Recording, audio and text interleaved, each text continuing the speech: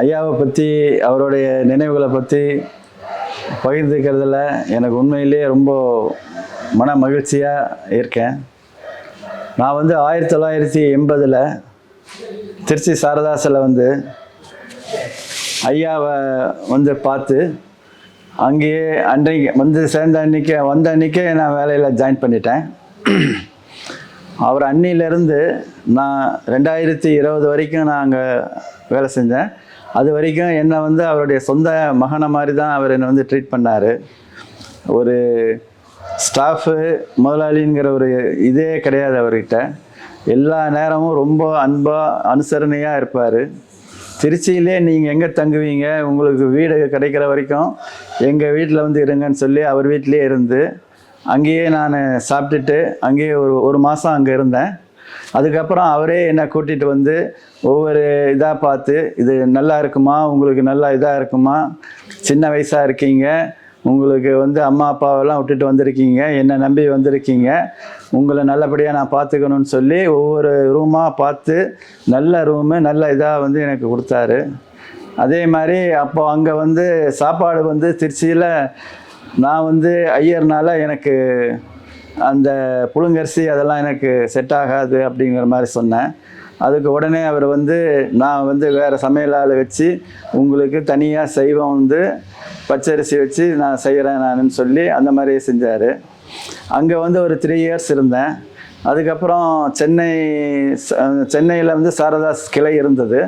அங்கே கொஞ்ச நேரம் அங்கே போய் இருங்க, நீங்கள் நான் சொல்கிற வரைக்கும் அங்கே இருங்கன்னு சொன்னார். சரின்ட்டு அவர் சொன்ன உடனே நான் கிளம்பி அங்கே மெட்ராஸ் சாரதாஸுக்கு நான் வந்துட்டேன். அதிலிருந்து ஒரு 40 வருஷம் நான் மெட்ராஸ் சாரதாஸ்லேயே இருந்தேன். அவர் ஒவ்வொரு நாளும் எனக்கு என்னென்ன செய்யணும் எது செய்யணும்னுலாம் ஆரம்பத்தில் சொன்னார். அதுக்கப்புறம் உங்களுக்கு என்ன உங்களால் சமாளிக்க முடியாது, உங்களால் ஏதாவது சொல்லணுன்னா எனக்கு சொல்லுங்கள், அதர்வைஸு டெய்லி இதெல்லாம் ரொட்டீன் இதெல்லாம் எனக்கு வேண்டாம்.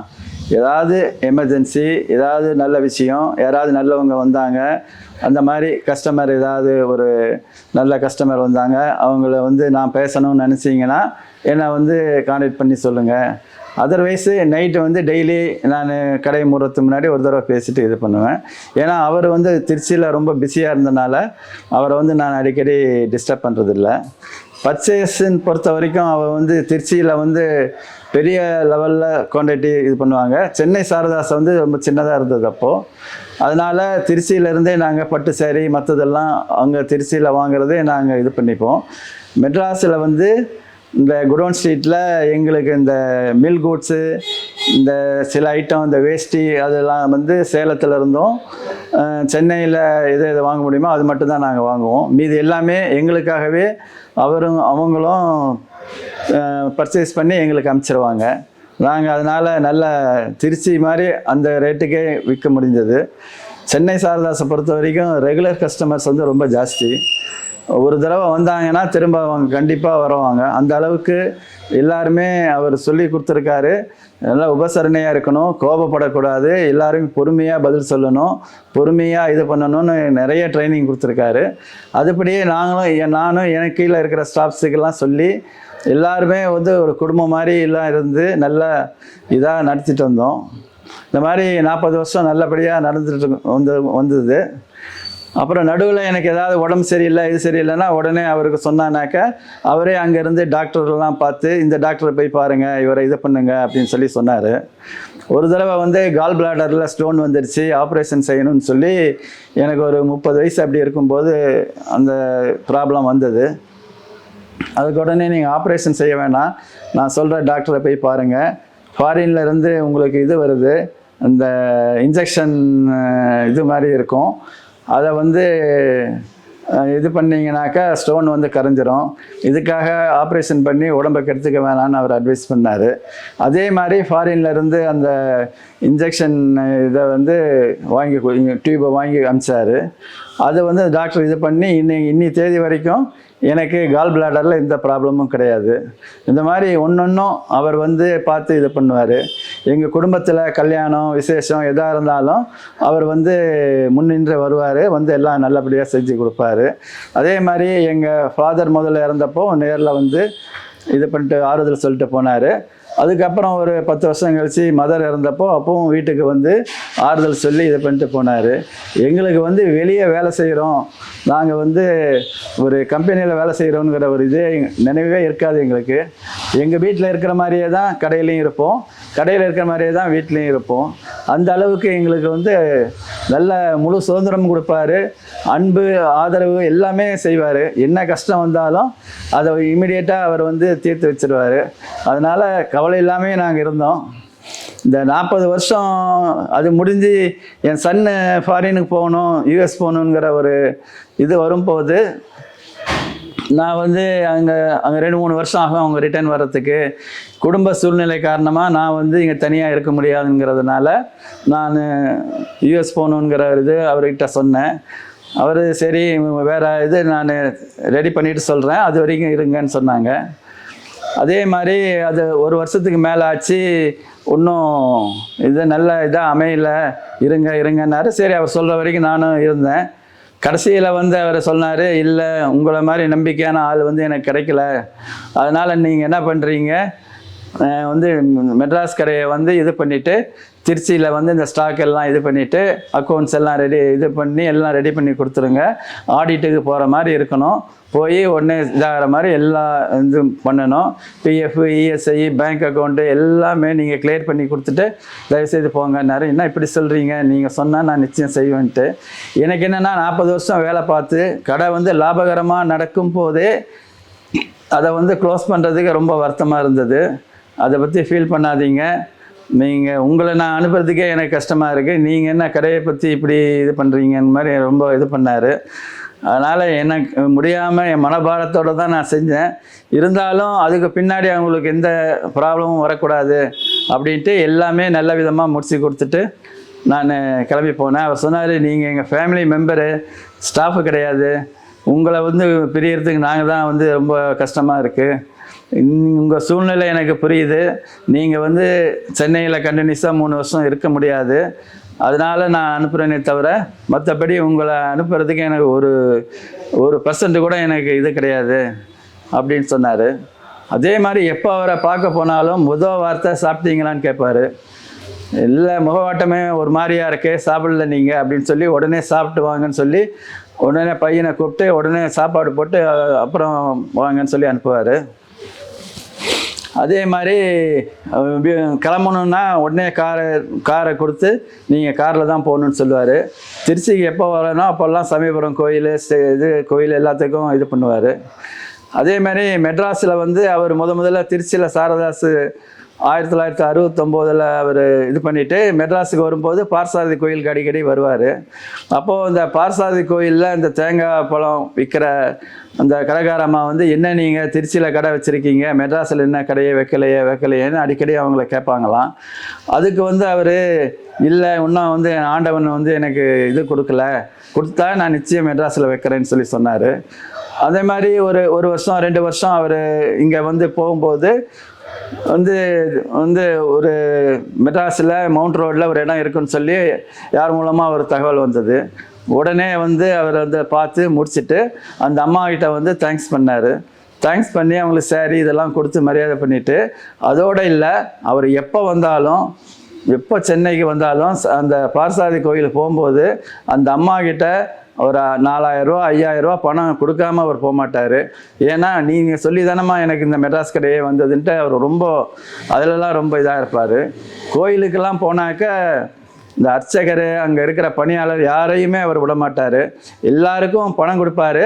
என்ன பணம் கொடுக்குறோன்னு அவருக்கும் தெரியாத மாதிரி அவர் என்ன பண்ணுவார், பேக்கெட்டில் கையை விட்டு அந்த பணத்தை வந்து அப்படியே பார்க்கவே மாட்டார். எந்த வந்தாலும் 500 வந்தாலும் சரி, 1000 வந்தாலும் சரி, 2000 ரூபா வந்தாலும் சரி, அதை பார்க்கவே மாட்டார், அப்படியே எல்லாம் கொடுப்பாங்க. அதே மாதிரி இந்த கோயிலில் வந்து ஒரு 100 பேருக்கு மேலே இருக்காங்க.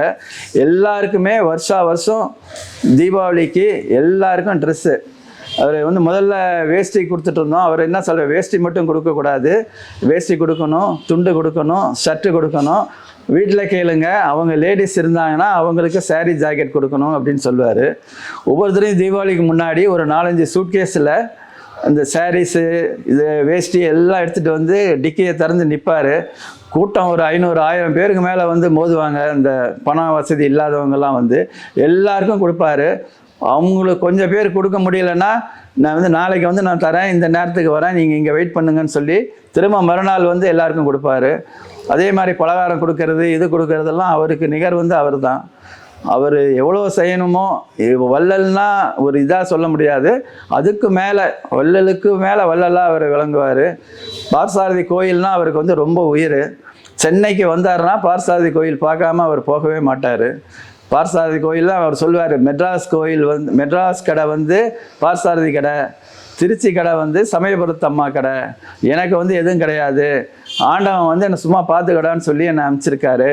நான் வந்து சும்மா நான் நிற்கிறேனே தவிர கடையை நடத்துறது போகிறதெல்லாம் இந்த அம்மாவும் பார்த்தசாரதி சாமியும் தான் எல்லாம் பார்த்துக்கிறாங்கன்னு சொல்லி அவ்வளோ நம்பிக்கை, கடவுள் நம்பிக்கைனா நம்பிக்கை, அவ்வளோ நம்பிக்கை அவருக்கு. நல்லபடியாக இருந்தார், நல்லா இதாக இருப்பார், இன்னும் ரொம்ப நாள் இருப்பாருங்கிற ஒரு நம்பிக்கையில் இதாக இருந்தோம். திடீர்னு பார்த்தானா சடனாக அவர் இதாகிட்டாருன்னு சொல்லி எங்களால் ஒன்றும் தாங்க முடியல. இன்றைக்கி அவரை பற்றி பேசும்போது கூட எனக்கு வந்து தொண்டையெல்லாம் ஒரே இதாகுது. அவர் இல்லையேங்கிற ஒரு வருத்தம் பெரிய இதாக இருக்குது எனக்கு. அதனால் இந்த மாதிரி ஒருத்தர் வந்து 1000 இல்லை, லட்சத்தில் இல்லை, கோடியில் ஒருத்தர் தான் இந்த மாதிரி பிறக்க முடியும். 1008 காயினை வந்து மாலையாக கோத்து அவர் பார்த்தசாரதி பார்த்துருக்கீங்களா? போய் பாருங்க. ரொம்ப 6 அடி 6.5 அடிக்கு மேலே உயரம். அவர் கழுத்திலிருந்து கீழே பாதம் வரைக்கும் 2-3 லேயர் சுற்றி வரும்.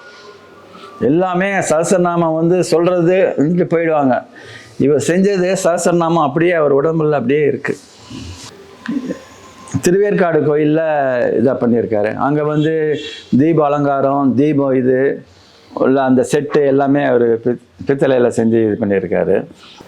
திருவேற்காடு ரொம்ப நம்ம சமயபுரம் அம்மன் மாதிரி திருவேற்காடு அம்மன் வந்து நல்ல இது பவர்.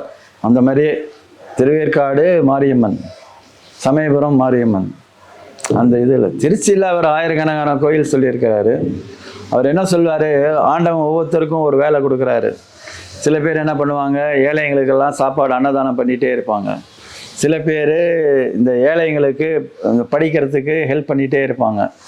ஆண்டவன் எனக்கு கொடுத்தது என்னடானா, என் கோயிலெலாம் நிறையா இடிஞ்சு இருக்குது, நீ வந்து ஒரு 1008 கோயிலை வந்து நீ சரி பண்ணுன்னு சொல்லி என்கிட்ட கொடுத்தாரு. நான் வந்து ஒரு 300 கோயிலோ 400 கோயிலோ தான் பண்ணியிருக்கிறேன். இன்னமும் என் வாழ்நாள் முடியறதுக்குள்ளே செய்யணும்னு சொல்லி இது பண்ணுவார். இந்த கோயில் ஸ்டாஃப்லாம் 100 பேரும் வந்துடுவாங்க தீபாவளிக்கு. எல்லாருக்கும் ஒரு தடவை, என்ன நீங்கள் வேஷ்டியாக கொடுக்குறீங்க, பேண்ட் ஷர்ட்டு கொடுங்க அப்படின்னு. அவ்வளோதானேப்பா, வா இப்போவே நான் இன்னும் 2 நாளில் நான் கொடுத்து அனுப்புகிறேன், இவர் கொண்டு வந்து கொடுத்துருவாருன்னாரு. அதேமாதிரி 100 பேருக்கும் பேண்ட் ஷர்ட்டு. அதுக்கு அடுத்த வருஷத்துலேருந்து 100 பேருக்கும் பேண்ட் ஷர்ட்டே தான் கொடுக்குறோம். அப்புறம் அவங்க என்னங்க பேண்ட் ஷர்ட்டே கொடுக்குறீங்க, போர் அடிக்குது. முதலாளி என்ன தான் செய்ய சொல்கிறீங்க சொல்லுங்கள், நீங்கள் என்ன கேட்குறீங்களோ நான் தரேன், பட்டு வேஷ்டி தட்டுமா அப்படின்னு. ஐயா அதெல்லாம் வேணாம் ஐயா, நீங்கள் இதே கொடுங்க அப்படின்னு. அப்படியே 100 பேரும் கூடவே தான் வருவாங்க, இவர் கூடவே தான். இந்த கோயில் இதே பார்க்க மாட்டாங்க, இவர் கூடவே வந்து என்ன பண்ணுவார், 10 ரூபா கட்டு, 50 ரூபா கட்டு, 100 ரூபா கட்டு எடுத்துக்க வாங்கன்பார். எடுத்துகிட்டு வந்தானா என்ன பண்ணுவார், இப்படி பார்க்கவே மாட்டார், இங்கேருந்து இப்படி பிச்சு அப்படி கொடுத்துருவார். இந்த பிச்சமே எவ்வளோ இருக்குதுன்னு பார்க்க மாட்டார், அப்படி கொடுத்துருவார். அதே மாதிரி கையில் இதாக இருந்தான்னா இப்படி எடுத்து இப்படி அப்படியே போட்டுருவார். 1000 இருக்கலாம், 2000 இருக்கலாம், எவ்வளவோ இருக்கலாம், அதை பற்றியே யோசனையே பண்ண மாட்டார். காலையில் எவ்வளோ காசு கொண்டு வராரோ கோயிலை ஃபுல்லாக அதை கொடுத்துருவார். இல்லை பர்ச்சேஸ் எப்படின்னா, அங்கே திருச்சியில் வந்து பல்காக நிறையா வாங்குவாங்க, மெட்ராஸில் சின்னது தான். இப்போ நாங்கள் போய் கம்மி குவான்டிட்டி வாங்கினா ரேட்டு வந்து ஜாஸ்தியாக இருக்கும். இப்போ நான் வந்து ஒரு 50 சாரீ நாங்கள் வாங்குகிறோன்னா அதுக்கு ஒரு ரேட்டு, அவங்க 5000 சாரீ வாங்குவாங்க, அதுக்கு ரேட்டு பயங்கர சீப்பாக இருக்கும். அந்த 5000 சாரீ வாங்குறதுலேயே அவங்க என்ன பண்ணுவாங்க, எங்களுக்கு எடுத்துக்கங்கன்னு சொல்லுவாங்க. நாங்கள் அதை வந்து திருச்சியில் பில்லை போட்டு நாங்கள் எடுத்துருவோம். பர்ச்சேஸ் ரேட் அதே ரேட்டு, என்ன காஸ்ட் ப்ரைஸோ அதை கொடுத்துருவாங்க. அந்த ப்ரைஸுக்கு அங்கே விற்றானா அவங்களுக்கு வந்து ரொம்ப கஸ்டமர்ஸுக்கு வந்து ரொம்ப ஹாப்பியாக இருக்கும். குவாலிட்டியும் நல்லா இருக்கும். குவாலிட்டியை வந்து அவர் விட்டு கொடுக்கவே மாட்டார். விலை கம்மியாக இருக்கணும்னு சொல்லி இந்த மலிவு இதெல்லாம் கிடையாது, எல்லாமே நல்ல இதாக தரமாக இருக்கணுங்கிறதுல தான் அவர் இது. இந்த ஆரணி காஞ்சிபுரத்தில் தான் நிறைய சொசைட்டிஸு, கோஆப்ரேட்டிவ் சொசைட்டிஸு நல்லா நலிவடைஞ்சிருக்கு. அது பொருளில் வந்து தேங்கிடுச்சு, அதனால் அதை வந்து விற்க முடியல, பொருள் விற்க முடியல, அதனால் கூலி கொடுக்க முடியல, அதனால் திரும்பி ஃபர்தர் ப்ரொடக்ஷன் பண்ண முடியலன்னு சொல்லி நிறையா சொசைட்டிஸ் இருந்தது ஒரு 20 வருஷத்துக்கு முன்னாடி. இவர் என்ன பண்ணார், நேராக போயிட்டு அந்த சொசைட்டி குவாலிட்டியெல்லாம் பார்த்துட்டு, இந்த ஒரு வருஷத்துக்குள்ளே ஒரு 6 மாதம் இது மாதிரி இருக்குதுன்னா பார்த்துட்டு எல்லா சரக்கையும் அனுப்பிச்சிருங்க, உங்கள் சொசைட்டியில் என்ன இருக்கோ எல்லா ஸ்டாக்கையும் அனுப்பிச்சிருங்க அப்படி சொல்லி ஒரு 100-200 சொசைட்டிக்கு மேலே அவர் வந்து அவங்க வந்து இதுக்கு மேலே வாழ்வாதாரமே இல்லைங்கிற மாதிரி போயிட்டாங்க. சில காலத்தில் இந்த மாதிரி ஒரு 10 வருஷத்தில் ஒரு தடவை ஒரு ஸ்ட்ராங்னஸ் வரும். போய் இவர் துணிஞ்சு எல்லாமே வாங்கிட்டார்.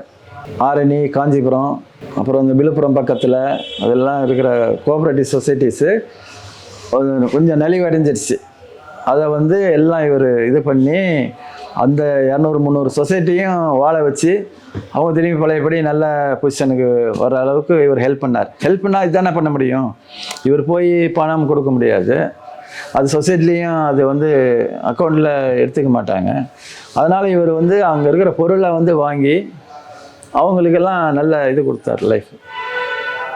அது ஒரு பெரிய, அதனால் இன்றைக்கி பார்த்தீங்கன்னா ஒரு ஆயிரக்கணக்கான நெசவாளரெல்லாம் வந்து இவருக்கு ரொம்ப நன்றி கடன் பட்டிருப்பாங்க.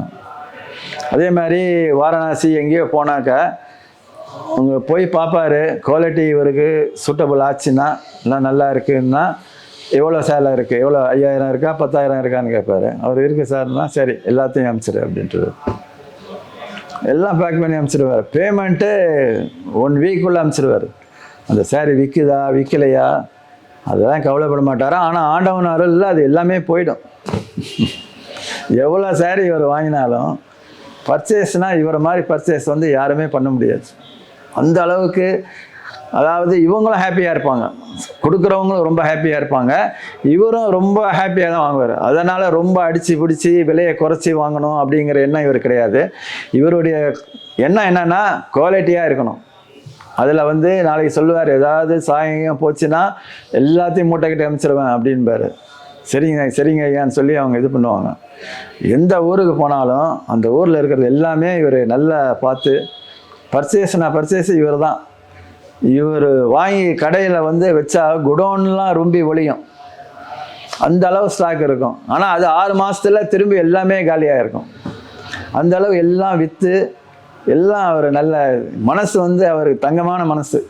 அதை வந்து எல்லாம் யார் வந்தாலும் சரி, அவங்க வந்தாங்களே சும்மா வியாபாரி தானேன்னு நினைக்க மாட்டார். அவங்களுக்கும் வந்து சாப்பிட்டீங்களான்னு கேட்டு மரியாதை பண்ணி நல்லா தங்க வச்சு பசங்களெல்லாம் அனுப்பிச்சி இந்த கோயிலெலாம் இங்கே இருக்குது போய் பாருங்கள் அப்படின்னு சொல்லுவாங்க. இப்போ கூட சமயபுரத்தில் தேருன்னா அங்கேருந்து வருவாங்க. தேருக்கு வந்து ஒரு 100-200 பேர் வந்து தங்குவாங்க. அவங்களுக்கெல்லாம் இவர் வந்து ரூம்லாம் எடுத்து கொடுத்து தங்குறதுக்கெல்லாம் வசதி பண்ணி சாப்பாடு எல்லாம் அரேஞ்ச் பண்ணி கோயிலுக்கெல்லாம் காரில் போயிட்டு காரில் வர மாதிரி எத்தனை கார்னாலும் அரேஞ்ச் பண்ணி கொடுத்து நல்லபடியாக எல்லாம் தரிசனம் பண்ணி சந்தோஷமாக போவாங்க. ஒரு இதே இருக்காது. சமயபுரம் ஃபெஸ்டிவல்னால் பாம்பேயில் இருக்கிறவங்களுக்கு தெரியும், சமயபுரம் தேருன்னா பாம்பேயில் இருக்கிறவங்களுக்கு தெரியும். அதே மாதிரி அவங்க வந்து பண்ணாங்க. இப்போ அது மாதிரியே இவங்க 2 சன்ஸும் வந்து ரொம்ப பர்ச்சேஸும் சரி எல்லாமே நல்ல விதமாக செய்கிறாங்க. ஐயா வந்து ஒரு 1000 படி போனாங்கன்னா இவங்க 1001வது படியிலேருந்து 10,000 படி, இன்னும் 1,00,000 படி வரைக்கும் இவங்க போவாங்க. 2 பேரும் நல்ல திறமை இருக்குது, நல்ல இது இருக்குது. எனக்கு என்ன ஆசைன்னா எல்லா தமிழகத்தில் எல்லா இடத்துலையும் கிளையை ஆரம்பித்து இன்னும் பெரிய லெவலில் இவங்க செய்வாங்கன்னு ஒரு நம்பிக்கை இருக்குது. அது செய்கிறத பார்க்கணுங்கிற எனக்கு ஒரு ஆசை இருக்குது. அதுதான் இந்த எனக்கு உடம்பு சரியில்லாத போது அவர் வந்து இது பண்ணி கொடுத்தாரு. இந்த கால் பிளாடர் தெரியும் இல்லைங்களா உங்களுக்கு, இந்த பித்தப்பையில் கல் மாதிரி இருந்துச்சு, அது ஆப்ரேஷன் பண்ணணும் இது பண்ணணும் அப்படின்னு சொல்லி சொன்னாங்க. ரூபா விஷயம்லாம் ஒன்றும் பெரிய இது கிடையாது, அவர் பார்த்துப்பார். இருந்தாலும் அது ஆப்ரேஷனே பண்ண வேணாம் அப்படின்ட்டு இந்த ட்ரிப்ஸ் மாதிரி இருக்குது, இன்ஜெக்ஷன் ட்ரிப்ஸ் இருக்குது, அது ஏதோ ஃபாரினில் சொல்லி ஏற்பாடு பண்ணி அது கொடுத்தாரு. அது வந்து இது இங்கே சாரதாசில் இருக்கும்போது தான் எனக்கு கல்யாணமே ஆச்சு. சாரதாசில் இருக்கும்போது தான் பையன் பிறந்தான். சாரதாசில் இருக்கும்போது தான் அவனுக்கு கல்யாணமும் நான் பண்ணி வச்சேன். என்னுடைய வாழ்க்கையில் இருக்க அத்தனை நல்ல விஷயங்களும் சாரதாசில் தான் நடந்தது. சாரதாஸை விட்டு பிரியறதுக்கு எனக்கு முன்னும் மனசு இல்லை, இப்போவும் எனக்கு கூட மனசு இல்லை. அவங்க 2 சன்ஸுமே சொல்கிறாங்க, நீங்கள் வாங்க திருச்சி கடைக்கு வந்துடுங்க, இங்கே வாங்கன்னு சொல்கிறாங்க. எனக்கு கொஞ்சம் உடல் நலம் வந்து அவ்வளோ சரியாக இல்லை. அதனால் கொஞ்சம் நான் தயங்குறேனே தவிர என் மனசு வந்து எப்பவும் வந்து திருச்சி சாரதாசிலேயே தான் இருக்கும். நான் என் உயிர் பிரிகிற வரைக்கும் சாரதாசை நான் மறக்கவே மாட்டேன். அது வந்து சத்தியமான வார்த்தை. அதில் வந்து மாற்று கருத்தே எனக்கு கிடையாது. என்னுடைய அம்மா அப்பா கூட இப்போ மறந்துட்டாங்க. சாரதாஸ் ஐயா தான் எனக்கு ஞாபகம் இருக்காங்க. சாரதாஸ் தான் இதாக இருக்குது. அது அந்த நன்றி கடன் வந்து எனக்கு வாழ்நாள் முழுக்க எப்போவுமே நான் அதை வந்து ரொம்ப பெருமையாக நான் நினைக்கிறேன். அங்கே வேலை பார்த்தது 40 வருஷம் இருந்தது பெரிய விஷயமாக நான் நினைக்கிறேன். இன்னமும் தொடர முடியலேங்கிறது தான் கொஞ்சம் வருத்தமாக இருக்குது. மற்றபடி எங்கே இருந்தாலும் நான் வந்து சாரதாஸை பற்றி தினமும் ஒரு தடவையாவது நான் நினைக்காமல் இருக்க மாட்டேன். இந்த நன்றி கடன் என் மனசில் எப்போவுமே இருக்குது. அவங்க இன்னும் வாழ்ந்து இன்னும் பெரிய இதாக வரணும். சாரதாஸ் ஐயா மாதிரி முதலாளி அம்மாவும் ரொம்ப பாசமாக இருப்பாங்க, நல்ல கருணையாக இதுவாக இருப்பாங்க. அதனால் எனக்கு வந்து ஒரு குடும்பம் ஒரு இது இல்லைங்கிற ஒரு இதே எனக்கு இல்லை. நானும் சாரதாஸ் குடும்பத்தில் ஒரு அங்கமாக தான் இன்னமும் நினச்சிட்ருக்கேன். நல்லபடியாக என்னை பார்த்துக்கிறாங்க, நல்ல இதாக இருக்குது. ரொம்ப எனக்கு சந்தோஷமாக இருக்குது. ஐயா இல்லைங்கிறது தான் எனக்கு ரொம்ப வருத்தமாக இப்போ இருக்குது. அதை தவிர சாரதாஸ் நினைவுகள், சாரதாஸ் இது வந்து எனக்கு எப்போவுமே பசுமையாக இருக்குது. ரொம்ப நல்லா இருக்கணும், முதலாளி அம்மா நல்லா இருக்கணும், அவங்க சன்ஸ் 2 பேரும் ரொம்ப இருந்து பெரிய லெவலில் சாதிக்கணும். ஐயா வந்து 1000 அடி போனாங்க, இவங்க வந்து 10,000 மடங்கு அதை வந்து பெருசு பண்ணணும். அதுதான் என்னுடைய ஆசை. அவர்கிட்ட நான் இருந்தது வருஷம் ரொம்ப சந்தோஷமாக நான் நினைக்கிறேன். வணக்கம்.